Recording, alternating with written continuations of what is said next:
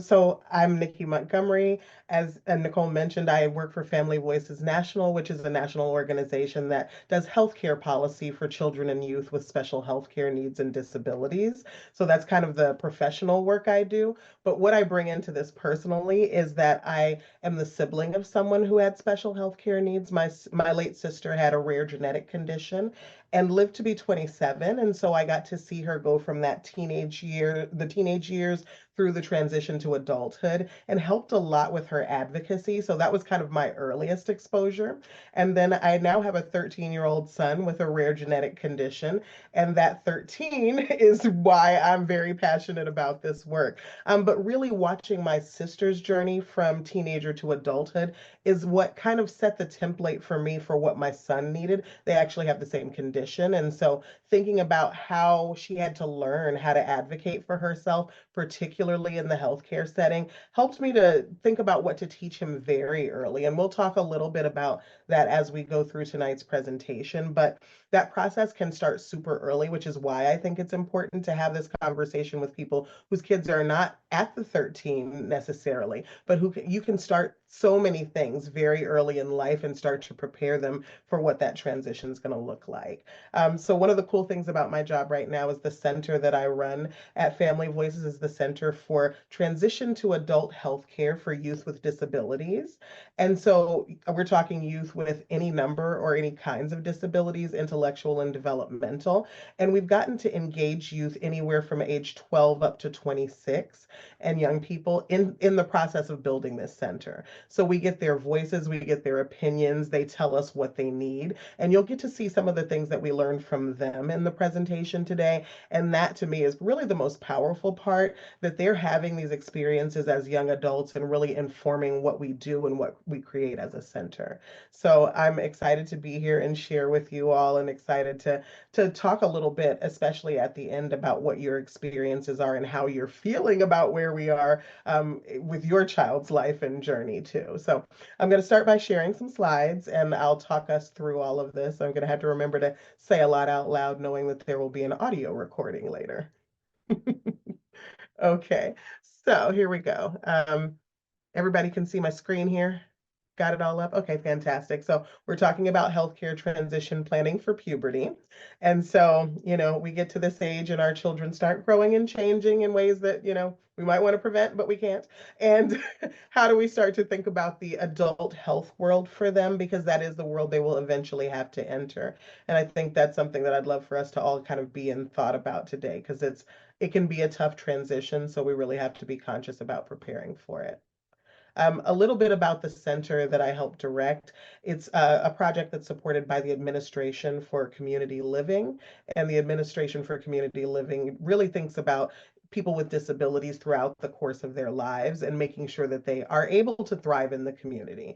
So that's something that we work on with a number of other partners, but this is a 5-year grant and we are now in year 4 of the 5-year grant. So we've had lots of time to form what we're doing. And we've got partners at Got Transition, which is for the National Alliance to Advance Adolescent Health.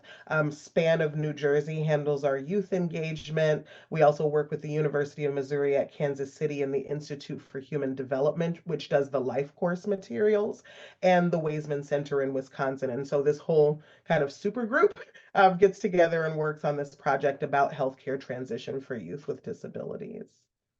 So today, what are we going to do? Some of the things I want us to come out of this with today are, I want you first to understand how healthcare changes at the age of 18 for your child, and sometimes some of these changes happen earlier. Recognize some of the challenges that young people can deal with when it comes to healthcare and moving to adult healthcare. I want us to talk about the skills young people need to develop to participate in their care and eventually manage their own care to whatever degree they are personally able.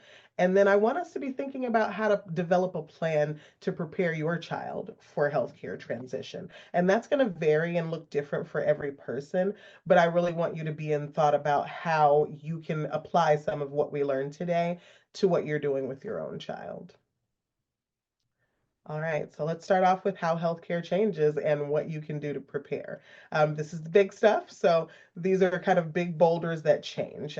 First, What changes at age 18? Access to medical records. That's one of the big deals that can change. So right now you probably have your child's My Chart and all of that, and you can go look at all those things. Access to medical records is something that definitely changes at 18, but can also change before 18, depending on the state you're in. In Ohio, I do think, I can't remember what the age is in Ohio, but you want to check with your child's doctors to make sure that you still have full access to their medical records if that's what you need. There are things you can do to make sure you get that access, and we'll talk about some of those later, but making sure that that's something you keep if that's going to be beneficial to support your child through that transition to adult care. At 18 also, who professionals can talk to can change. So if you think about like at the age of 18, typically they're an adult. Well, they are an adult legally. And so that can mean that doctors might not be able to talk to you about their care, that certain things need to be in place in order for them to talk to you about that care. And so that's something you want to start thinking about now and preparing for, because what you don't want is, age 17 and 364 days, and the next day you have no access. And so it's important to realize now that's going to change and shift. In a lot of ways, the kind of doctor your child sees might change. So if you see a family practice doctor, you might be able to keep seeing a family practice doctor. They see all ages. If you see a pediatric doctor, that pediatric doctor might have a cutoff age. And so a lot of times doctors will stretch into adulthood. They'll say, well, I'll see him till 21, or they'll keep it going as long as they can. But there's a little bit of a peril with that, because if there were an emergency and your child goes to an adult healthcare facility, the child and the facility may not be ready for your child. And so sometimes the kind of doctor that's in charge of care can change there. And then finally, health insurance can change. For those of us who have kids on our private insurance, we know that because of the Affordable Care Act, your child can generally stay on until 26. But when they are on Medicaid, that's for children, that change might happen right at age 18. So there's a lot that can happen at that 18 mark. And as you see, some that can happen before that that can change how you interact with healthcare when your child turns that age. Excuse me, I got a cough for a second, so I'm going to mute myself, I think. Okay. Okay, so how do we prepare for that change? One of the things you want to start doing early is really talking to your child about the fact that when they become a grown-up, they're in charge of their own health care, or they're going to be in charge of more of their health care. And what does that look like? And so if your child is able to participate in their care along the way and grow and develop in what they're able to do, then by the time they turn 18, they can be more ready for that. There are topics that you can talk about with your child about health insurance and medical records. With my own son right now, I talk to him about health insurance. He doesn't really understand it. I mean, most people don't really understand how health insurance works, but one of the things I have him do right now is check himself into his medical appointments. So when they ask what his insurance is, he has to tell what his insurance is. He doesn't understand what the insurance means, but he knows how to answer that question. And so talking to them about medical records, I actually show him his My Chart. And so when we have a visit, I'll show him, here's what happened after the visit, and here's what the doctor said. So I can expose him to some of those things early so he understands that these things are being tracked, that there's a record of his care, just to understand a little bit of how all of this stuff works. You hate to land in the middle of this at the age of 18 or beyond and not know how it works. And so there are little exposures we can give now. And then finally, I think one of the earliest things you can do is really encourage your child to be a participant in their care, to ask questions, to ask you questions, and to ask the healthcare team questions. One of the things I did with my son is probably by the age of 5, he has 12 specialists. So I made sure he understood what the specialists do. So if we're going to cardiology, let's talk about this beforehand. This is the doctor who's going to talk about your heart. And so what questions do you have about how your heart works? And so I would ask him to think about that. And sometimes I would type up his questions in his iPad or something so that he'd be ready to ask those questions of the doctor and share what was going on with his body. And I started that very, very early for him. So now we have this kind of debrief on the way to every appointment. We're going to orthopedics. Okay, let's talk about what are you thinking about your bones and your growth and those kinds of things. So he can think about questions for that specialist. So that's something you can really start very early if your child is absorbing that kind of information and wants to ask questions. So now when we think about what that transition is, healthcare transition is that process of moving from the pediatric model of care to the adult model of care. And as you probably know from your own health experiences, these things are very different. In that pediatric model, parents are at the center. Talking to parents and listening to them and being part of those care decisions. It's all centered around what the parent preference is for the most part, and especially when the child is much younger. But when you get to that adult model of care, there's the expectation that the patient is the one setting the tone and the patient is the one leading. And so that can be a huge difference in how people engage with you and how they expect your child to engage in the healthcare system. That process of preparing young people to manage their care is something that you can do over time. And I do think it's important to remember that you don't have to go at this alone, and your child doesn't have to be totally, quote, independent at the end of this. There is room for family participation in healthcare throughout the lifespan. So it's not like you're just throwing them to the wolves. You still have room for support, and there are multiple ways to support their health over a lifetime. So that healthcare transition is really supposed to set them up to move from pediatric to adulthood with no gaps in care and with the ability to manage their own care much better. Okay, so all of that's a big mouthful of what we could expect, right? So lots of stuff that we can think about for healthcare transition, but the reality is it's not that simple. And so I want to talk a little bit about what the challenges are, often when we're talking about that transition to adult care, and then how do we approach those challenges. So I'm going to go over some of the data about healthcare transition to start, some of the raw numbers that come out, and then we'll talk about some of the youth perspectives on those challenges too.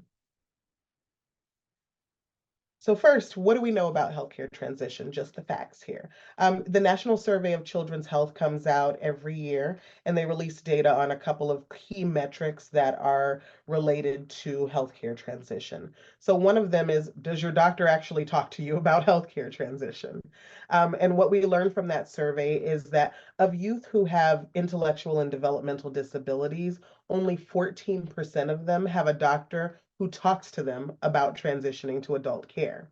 So that's a tiny little number. That's less than 1 in 5 that actually have a doctor who has that conversation.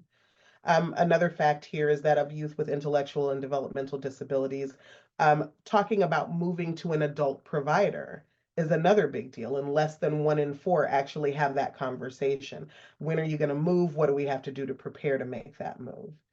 And then finally, having time alone with your doctor is one of the other measures that they take to determine whether you're ready to transition your care, because that time alone is when you have that private time to discuss health issues without your family in the room.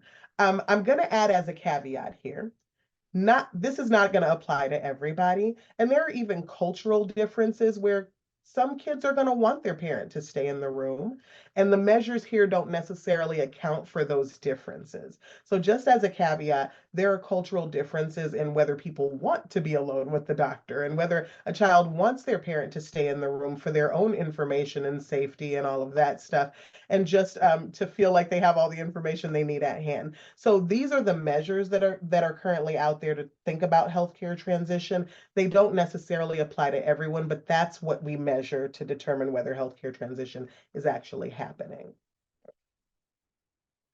But what we know from those numbers is it's not happening smoothly. Actually, out of youth with intellectual and developmental disabilities, only about 1 in 5 get all of those things that we saw in the previous slide. And what we hear from families is it's like falling off a cliff.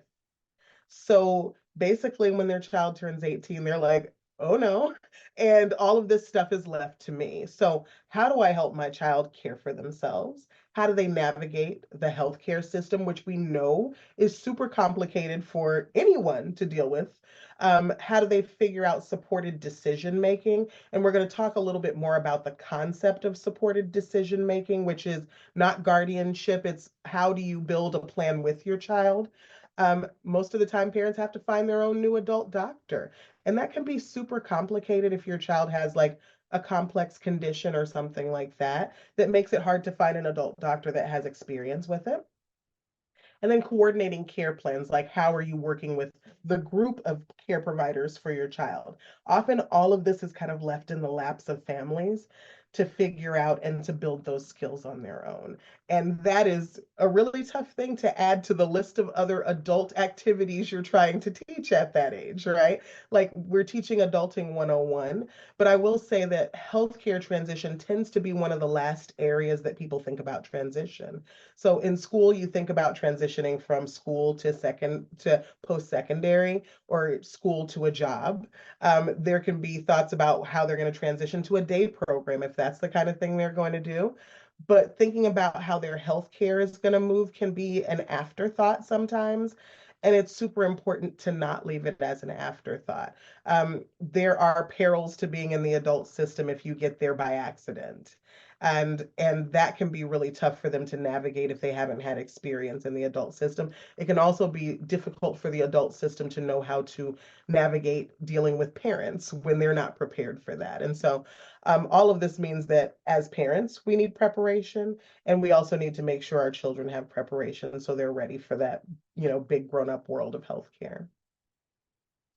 All right, so the youth that we work with also told us some of the big deals that they felt about transitioning to adult care. And I think this is like the real deal of the emotions that youth are dealing with here. First, they're nervous about being an adult. Like, no, don't drop me off at the doctor by myself. I'm nervous.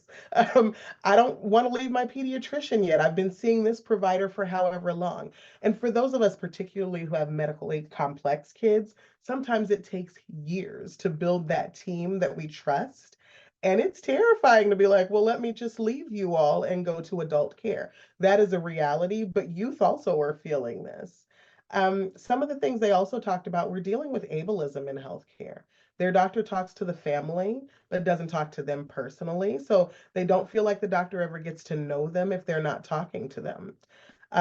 There is the reality of finding an adult doctor. So, for those of us who have kids with rare conditions or conditions where 30 years ago people didn't live very long with them, but now they do, there aren't adult providers all the time who know that condition very well because people weren't surviving into adulthood. But now, with modern technology, modern medicine, those conditions mean that people are living into adulthood and thriving, and they need doctors who know how to care for them. So, finding an adult doctor can be difficult.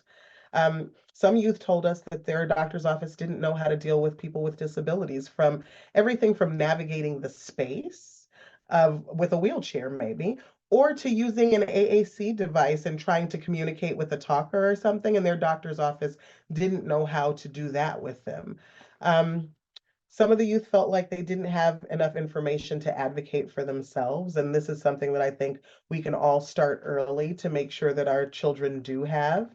Nobody explains to them how healthcare might change when they become an adult. So, again, these are things we can do something about. And then sometimes they haven't had that time alone with their doctor without their parent. And giving them time and space to experiment with what that feels like, even if it's the last 10 minutes and you say, okay, I'm going to step out and you have this conversation with your provider. We can expose them to some of those changes earlier so that they don't deal with some of these kind of surprises and challenges that they don't expect to see at the age of 18. So, here's what we don't know about healthcare transition. Types of disabilities you have can affect transition. So as you saw that data from earlier, we do have things we know, but we don't know whether it's harder or easier if you have an invisible disability versus a visible disability. We don't know if it's harder or easier if you have autism versus epilepsy versus something else. There's a lot that's not collected about comparing things in healthcare transition. There's not a lot of study that's happening in this area all the time. And so there are things we don't know. We do know that in general, people with intersectional identities who may have a disability and may be part of a community that experiences healthcare disparities, when you layer those two onto each other, that journey can be a lot more difficult in terms of accessing care and getting high quality care. But there's not a lot of facts out there about that. So there are no numbers to explain what that experience is like. And we don't really know how people with multiple conditions have healthcare transition be successful or what their experiences are. What if you have a physical disability and autism, et cetera, or multiple kinds of disabilities? We don't really have enough studies to tell us what that journey is looking like, which means there's a lot out there that's happening that we're not hearing about. And that's something that the center I work for is actually trying to learn and kind of jump into some of the details about this and learn more about different populations. We actually did some work around Black autistic girls and their transition to adult care, and we did some other work around youth who are in the juvenile justice system. And their transition to adult care, because unfortunately, more youth with disabilities end up being filtered through juvenile justice from having undiagnosed conditions or just, being treated or not having the treatment they need and ending up in juvenile justice instead of the healthcare system. And those populations have a much harder time with healthcare transition, unfortunately. So we don't always have the information right now to know how that experience is for different populations, but we do know that it's likely to be much more difficult the less access you have to care and the more difficulty in general that healthcare gives for different groups of people. So there's a lot we can do to start to overcome those challenges. And I think one of the first things we can do, and that we've talked about already, is to start working with your child to build skills and to ask the healthcare team to help you with that. And we're going to go next into what those skills are. So I'm going to get a little more specific. Then we can also encourage our child's healthcare providers to talk directly to them. So that ableism that we saw and that youth were talking about, really discouraging that and helping healthcare providers to connect with your child if they're not doing that already. And then really start thinking and asking about adult providers who maybe can handle the needs that your child has or who treat other people with those conditions. If you have a community for your child's condition specifically, you can ask people who have older children, where are you going for your care? And do you have a provider that you really trust? So it's time to start putting the feelers out and start thinking about what that transition is going to look like, because you can start that process before age 18, and then really have it gel and come together right when it needs to. All right, so let's get into these skills. This part I think is the most empowering because it gives us something to do rather than just worry. I don't know, that's my way. My detail-oriented way of working out of anxiety is just like, okay, I got to do something, and I got to do something that feels useful. And so this gives us, I think, some paths to useful tasks we can take on as parents at the age that our children are now to help build their skills before they hit that 18 mark, and really have them be like adept at managing their own stuff by the time they get there. So this is one that I feel like I love doing this with my own child, managing conditions and care routines. So my son is medically complex. He has nurses that work in our home, and him managing his care is something that he's excellent at. Some people might call that bossy. I call it taking leadership over his health. And so, so he's building his self-advocacy skills. When he's hospitalized, which happens more frequently than I would like, he tells the nurses what he needs. He's like, I need you to roll me over. I'd like to sit up more. I'm thirsty. Can you turn the TV closer? I mean, he's asking for what he needs, but thinking about now, is this something that you can teach your child to do? I'm going to say that it doesn't always feel like a success because sometimes they want to self-advocate with you.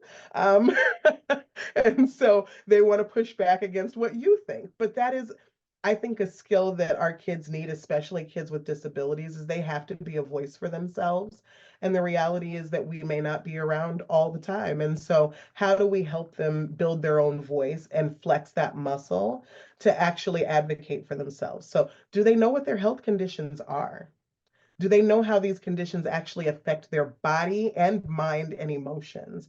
All of those things. It could be a mental health condition. Do they understand what that feels like in their body? Do they feel it coming when they're not doing well? Thinking about that and building that awareness in their own bodies for what their needs are, and then helping them to express that in the way that they're able to, is a great first step that you can start very young and start building that skill for over life. And sometimes it's a thing you have to make them aware of. Like, what does it feel like when you have this medication? Are you feeling okay? And start to get them thinking about what's happening in their bodies and minds.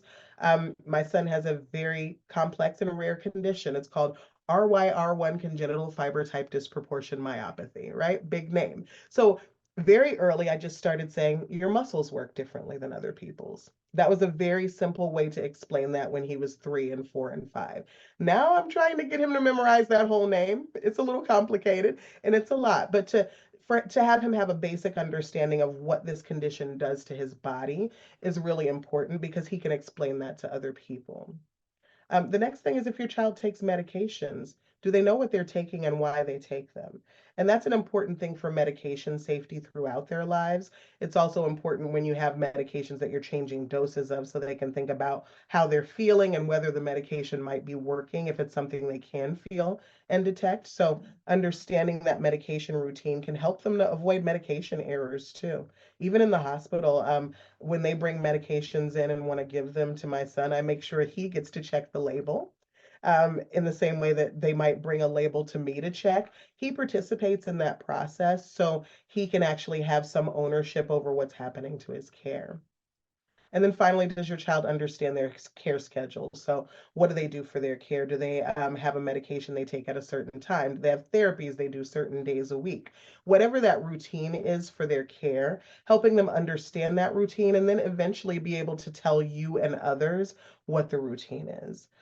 For myself, my son uses a cough assist machine, and it's a thing that helps him to generate a cough. He can tell his nurses how many times he needs it, how many cycles he needs. He can actually direct that care. And so that's going to help him as an adult be able to speak up for his healthcare needs too. So these are all things we can start very young and build on. I mentioned earlier just the idea that he checks himself in to his hospital, his doctor's appointments. He goes in, he tells them what the doctor's name is that he's seeing, he tells what his kind of insurance is, he verifies his name, date of birth, address, all of that. Those are simple things that he can do and I let him have that, and he also gets a little reward of some sort when he does it. And so that helps a lot. But managing those routines and thinking about his own health care as a leader in that is a super important first step. So I want you to think about these questions. And if there are areas where you think your child doesn't know that, then that's a check mark for something you can flag as part of your plan.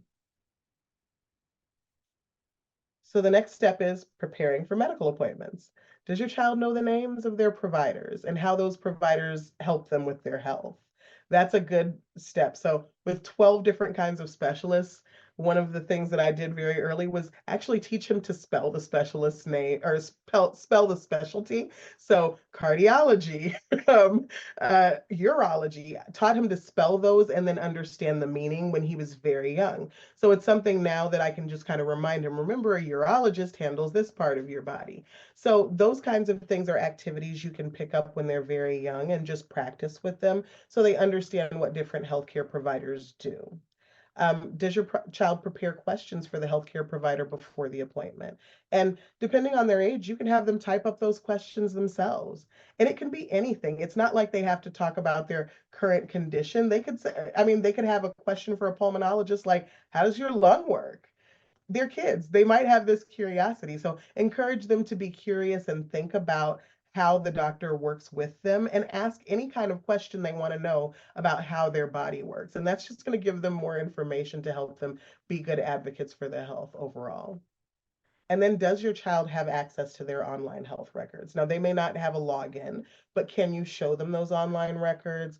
Can you help them to understand what happens with that information? And just to say, I have all the information of what happens to you when you go to the doctor, and this is something we can always look at together afterward.